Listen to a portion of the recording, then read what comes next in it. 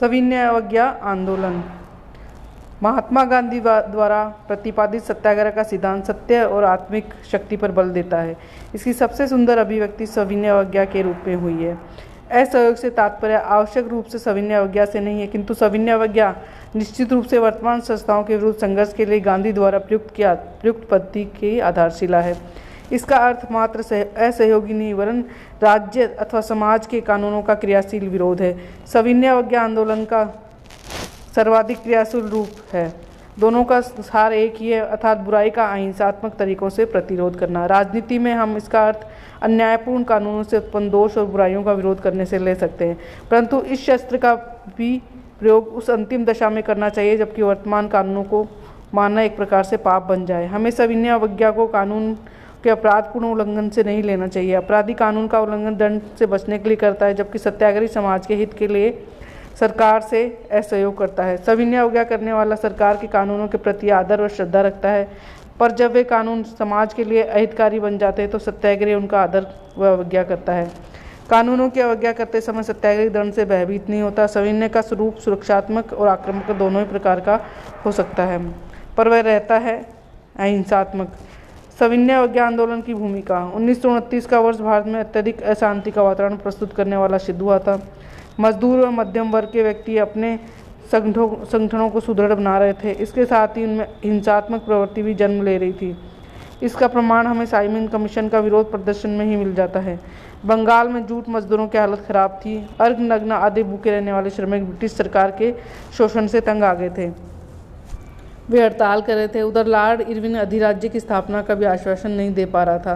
British सरकार की शंकास्पद नीति के कारण ही कांग्रेस ने 1929 में पूर्ण स्वतंत्रता की घोषणा की।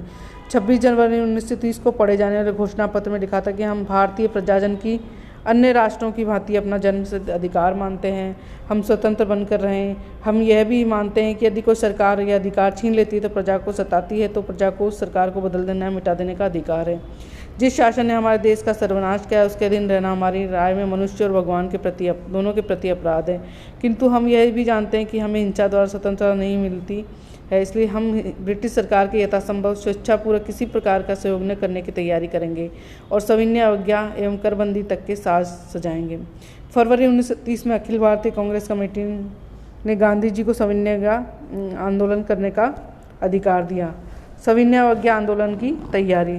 तो गांधी जी ने आंदोलन की प्रारंभिक तैयारियां आरंभ कर दी, पर जनता की दृष्टि में सरकार को झूठी सिद्ध करने की नीयत से उन्होंने यंग इंडिया में लेख प्रकाशित करके सरकार के समक्ष कुछ शर्तें प्रस्तुत की और वायदा किया कि सरकार इन शर्तों को स्वीकार कर लेगी तो कांग्रेस की सत्याग्रह सब बातें त्याग देगी। ये शर्तें निम्नलिखित थी। रुपये की विनिमय दर घटाकर 1 शिलिंग से 4 पैंस की जाए, लगान में 5% कमी की जाए, सिविल सर्विस का वेतन आधा कर दिया जाए, सुरक्षा में 50% कमी की जाए, विदेशी वस्त्र के आयात को चुंगी लगाकर नियंत्रित किया जाए, तटीय यातायात रक्षा विधेयक पारित किया जाए, गुप्तचर विभाग को समाप्त कर दिया जाए, नमक कर समाप्त किया जाए, नशीली वस्तुओं पर प्रतिबंध लगाया जाए।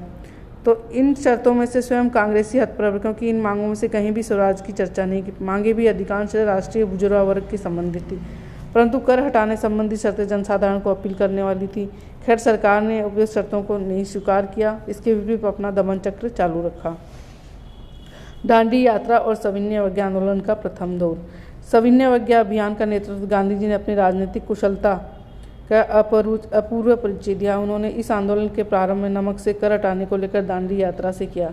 गुजरात के समुद्र तट पर स्थित ग्राम दांडी में गांधी द्वारा नमक कानून को तोड़ने का उदाहरण देश में सर्वत्र अनुकरण माना गया। अपने निर्धारित स्थान दांडी को पहुंचने के लिए गांधी जी ने अपने साथियों के साथ पैदल 200 मील की यात्रा की। 6 अप्रैल 1930 को उन्होंने वहां नमक बनाकर नमक कानून की अवज्ञा की। इसका देशवासियों पर चमत्कारिक प्रभाव पड़ा। देश के हजारों लोगों ने नमक कानून की अवज्ञा कर नमक बनाना प्रारंभ कर दिया। शीघ्र ही यह महान आंदोलन बन गया, किंतु नमक आंदोलन बम्बई प्रांत के तटीय क्षेत्रों, उड़ीसा के बालासोर क्षेत्र, बंगाल के मिदनापुर क्षेत्र, ऐसे अन्य क्षेत्रों में स्थायी रूप से चल सकता था। देश के अन्य क्षेत्रों में जहां नमक पैदा नहीं था, यह आंदोलन नहीं चल सकता। इसी कारण इस आंदोलन से वायसराय इरविन तो विचलित नहीं हुआ। इस पर कांग्रेस को अन्य प्रदेशों में लगान न देने के विषय को लेकर किसान आंदोलन चलाने का प्रयास करना पड़ा। इसके साथ ही हड़तालें भी हुई। इस कारण नेहरू ने इस आंदोलन को प्रति जेल में संतोष व्यक्त किया था। शराबबंदी का कार्य महिलाओं को सौंपा गया। हजारों महिलाएं घरों की चार दीवारों से बाहर निकल शराब की दुकानों पर धरना देने लगी। इसके लिए उन्हें जेल भी जाना पड़ा। स्वदेशी वस्त्र को प्रोत्साहन देकर विदेशी वस्त्रों का बहिष्कार किया गया और सरेआम उनकी होली जलाई गई। आंदोलन का विकास। महात्मा गांधी इस आंदोलन के उपरोक्त कार्यक्रम को सीमाओं में रखना चाहते थे, लेकिन ये शीघ्र सीमाओं को पार कर गया। लगभग समस्त विश्व में आर्थिक मंदी का दौर चल रहा था। जब समस्त विश्व बेरोजगारी फैल रही थी तो भारत इससे अप्रभावित कैसे रह सकता था। तो भारत की आर्थिक व्यवस्था अत्यंत दयनीय हो गई थी। फरवरी 1930 में हुई मुंबई में स्वर्ण की कमी के कारण मुद्रा का अवमूल्यन हो रहा था। मिल मालिक संघ की बैठक में लालजी नारायण जी ने मुद्रा की विनिमय दर एक सिक्के 6 पेंस किए जाने की कड़ी आलोचना की। उन्होंने यह भी कहा कि भारतीय व्यापार में आई मंदी अंग्रेजों की वित्तीय नीति की उपज थी। श्रमिकों की हड़ताल से मिल मालिकों की आर्थिक अवस्था दयनीय होगी। जून 1930 में अनेक मिलों का दिवाला निकल गया। श्रमिकों ने हड़ताल करना आरंभ कर दिया। विद्यार्थियों ने स्कूल व कॉलेज छोड़कर आंदोलन में सक्रिय सहयोग दिया। किसानों ने कर देना बंद कर दिया। सरकार ने किसानों को जमीन से बेदखल करना आरंभ कर दिया। जनता में आंदोलन के लिए जो उत्साह बढ़ रहा था, उधर सरकार का दमन चक्र भी दिन प्रतिदिन क्रूर होता जा रहा था। सरकार ने नए नए अध्यादेश जारी किए। प्रदर्शनकारियों पर डंडे बरसाए, गोलियों से सत्याग्रह को भुना गया। उनकी संपत्ति सरकार ने जब्त कर ली। हजारों लोगों के जेल को सींचों में बंद कर दिया गया। ये अत्याचार हो रहे थे, परंतु भारत के मुसलमान मूक दर्शक बने हुए थे। मोहम्मद अली जिन्ना ने स्पष्ट कहा कि हम गांधी के साथ शामिल होने से इनकार करते हैं, क्योंकि उनका आंदोलन भारत की पूर्ण स्वतंत्रता के लिए बल्कि भारत के 7 करोड़ मुसलमानों को हिंदू आम सभा के आश्रित बना देने के लिए है। उत्तर पश्चिमी सीमांत के पठानों ने खान अब्दुल गफ्फार खान के नेतृत्व में सरकार के विरुद्ध आंदोलन अवश्य किया। 23 अप्रैल को सेना के नृशंस हत्याकांड में सैकड़ों पठान शहीद हो गए, परंतु बाद में लाल कुर्ती दल ने सेना के छक्के छुड़ा दिए। पठानों ने बखरबंद गाड़ी को उड़ा दिया। 25 अप्रैल से 4 मई तक पठानों ने पेशावर पर अपना अधिकार रखा। स्थिति की गंभीरता को देखते हुए 18वीं रॉयल गढ़वाल राइफल्स की 2री बटालियन टुकड़ियां पेशावर भेजी गई। मुसलमानों को गोली चलाने के लिए हिंदू सैनिक भेजे गए, परंतु उन्होंने गोली चलाने से इनकार कर दिया। अपनी कतार से निकलकर आंदोलनकारियों की भीड़ में जा मिले। खेद है कि गांधी जी ने उन सैनिकों को बेसहारा छोड़ दिया और कहा कि जो सैनिक गोली चलाने का आदेश का उल्लंघन करता है वह आपराधिक अवज्ञा का दोषी हो जाता है। परिणाम तक गढ़वाल राइफल्स के 17 सैनिकों को कोर्ट मार्शल हुआ और उन्हें गंभीर सजाएं दी गई।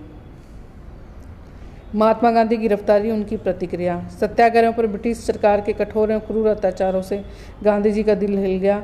उन्होंने गवर्नर जनरल को इस आशय का पत्र लिखा, किंतु कोई असर नहीं हुआ। जब महात्मा गांधी ने धाराशना नामक कारखाने पर अधिकार करने की घोषणा की तो 5 मई 1930 को उन्हें बंदी बना लिया गया। उनकी गिरफ्तारी को देश में उग्र प्रतिक्रिया हुई। अधिकांश नगरों में हड़ताल रखी गई। बम्बई के 50,000 मजदूर काम छोड़कर सड़कों पर आ गए। मिल मजदूरों की हड़ताल की खबर फैलते ही रेलवे कारखानों के श्रमिक हड़ताल पर आ गए। बम्बई के औद्योगिक नगर शोलापुर में आंदोलन ने भयंकर रूप धारण कर लिया। 8 मई के जुलूस पर पुलिस फायरिंग में कई लोग मारे गए, परंतु 12 मई तक उन्होंने शोलापुर पर अधिकार कायम रखा। श्रीमती सरोजनी नायडू इमाम साहब के नेतृत्व में 25,000 स्वयंसेवकों ने धाराशना के नमक कारखाने पर धावा बोल दिया।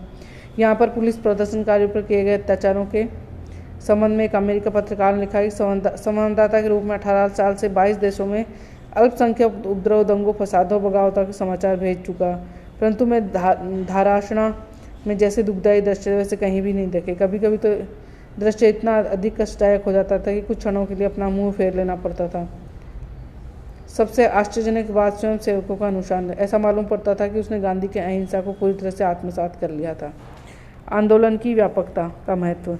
1930 का सविनय अवज्ञा आंदोलन इतना व्यापक उग्र होगा उसका अंदाजा ब्रिटिश सरकार ने नहीं लगा सकी थी। इस आंदोलन ने करबंदी, लगानबंदी, शराबबंदी, नमक सत्याग्रह, गांज भांगा, विदेशी वस्त्रों का बहिष्कार, सरकारी स्कूलों, कॉलेजों आंदोलन का बायकॉट आदि कई रूप धारण किए।